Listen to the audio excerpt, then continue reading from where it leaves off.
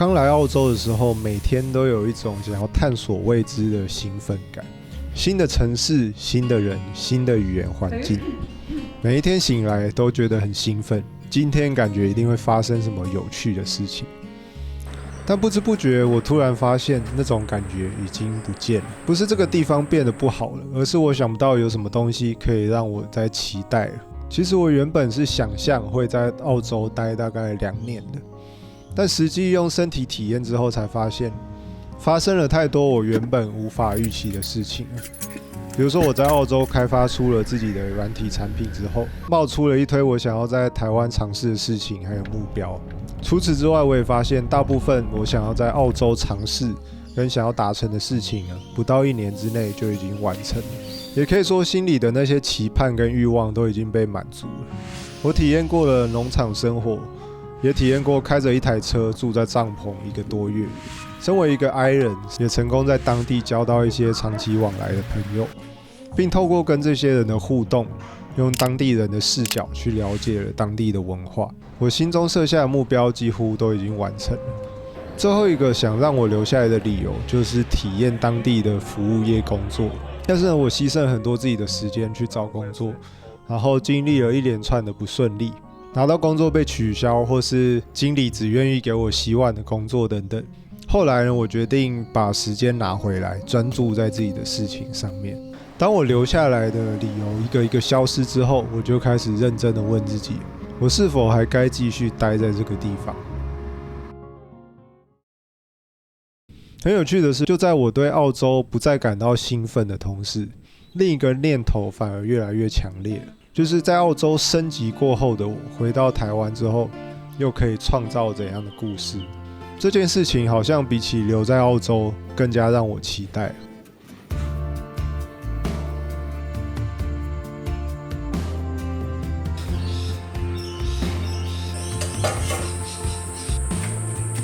当我不断思考，就感觉回去的理由越来越具体。我的 Zero Study 想要规模化，也想要去谈合作。这些事情在澳洲不太容易做到，我也有自己想执行的一些计划跟目标，再拖下去只会越来越难开始，或是又错过最好的时机。留下来的理由越来越模糊，而回去的理由好像越来越清楚。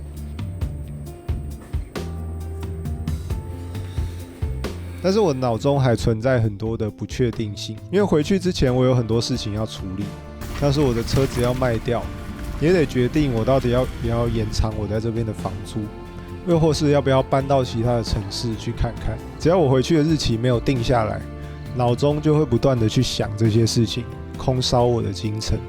于是呢，为了不让自己陷入决策疲劳，我就没有再犹豫了，我直接买了回程的机票，决定5月底这边房子租约结束之后就飞回台湾。说真的，买完的那一刻，脑袋就瞬间清楚了很多。很多悬在空中的问题都一次消失了，只要有一个明确时间线上的终点，剩下的时间要怎么去安排运用，就非常容易。在国外独自生活，计划真的是随时都在改变。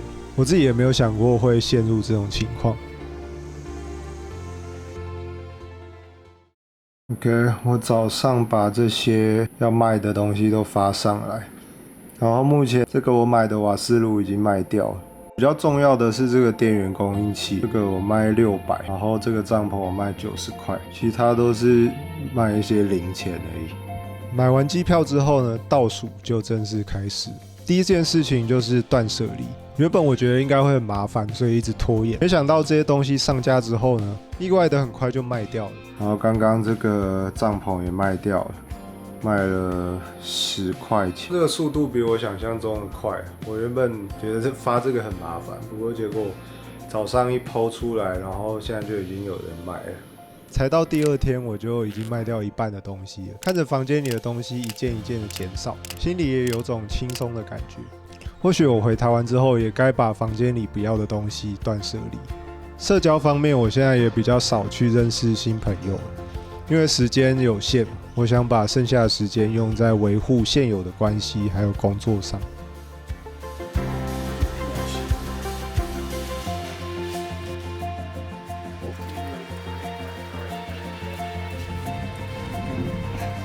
不过很奇妙的是，正因为知道快要结束了，剩下的每一刻反而变得更加珍贵。这个月我的好朋友 Ivan 跟我说，他马上就要离开布里斯本。在得知消息的那天晚上，我就载他去 Gold Coast。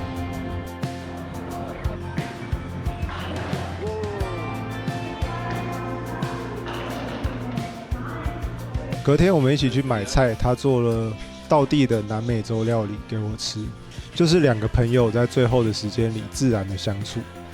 但也许就是这种一如往常的自然，才最让人感到难忘。另一个让我印象深刻的回忆，就是跟澳洲人朋友 Jonah， 他一直说想要久违的喝醉，然后好好的来聊天。我们两个就一起喝了蛮多酒，然后聊了很多。这种感觉还蛮难形容的，不像 gay 的。但我知道这个是我几年后还是会想起来的回忆碎片。在国外，身为一个独行玩家，这种一个人闯出来的连结，让我感觉自己就像真信镇的小智。每一段关系都是由自己主动建立的。而每一个故事也都是自己走出来的，正因为如此，每一段回忆都显得格外珍贵。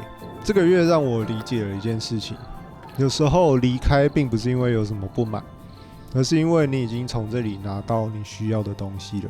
感觉就仿佛有股力量在告诉你，旅程的终点已经到来了。在看宝可梦的时候，小时候的我总希望小智的旅程可以一直持续下去，永远不要跟伙伴们说再见。但当我自己去踏上旅途之后，我才体会到，为什么旅程终会有结束的一天。而当你回到真心镇，眼前的风景虽然依旧，但你看见的世界已经截然不同。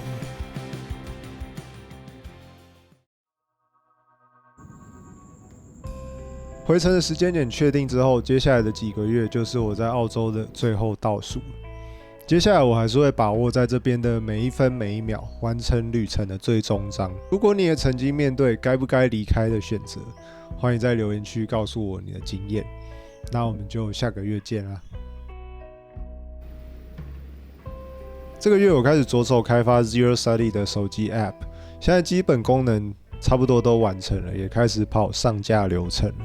Google 那边还算顺利，付一次性的$25，然后找12个人封测，2周就可以上架了。但 Apple 那边就是完全是另一个世界，光是上架费1年就要台币3400，而且还强制要求必须要有苹果登入的选项。更惨的是，我付完钱之后，账号居然还没有开通，所以我还得联络他们的客服处理。我现在终于理解为什么很多开发者不太喜欢 Apple 了。不过整体来说 ，Zero Study 自媒体还有正在整理的一个线上课程，这3件事开始产生一种组合效应。做影片的时候，同时可以推广我的产品；而当我在做产品的时候，也又可以再成为内容。感觉飞轮开始慢慢转动。希望回到台湾之后，可以继续再保持这个动能。